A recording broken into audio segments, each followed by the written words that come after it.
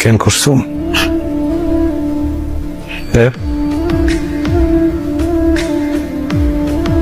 কেন? আমি কোনোদিন ঠকাইছি? আমি কোনোদিন কষ্ট দিচ্ছি? ছোটখাটো বিষয়ে কোনোদিন মিথ্যা কথা বলছি? করছিটা কি আমার একটু বুঝতে হবে, বুঝছো? যদি নিজের বুঝ না দিতে পারি তাহলে বাঁচাটা একটু মুশকিল হয়ে যাবে। এখন মানে আমার ভিতরে কি যেন একটা হইতেছে, এই জায়গায় কি যেন একটা হয়ে গেছে।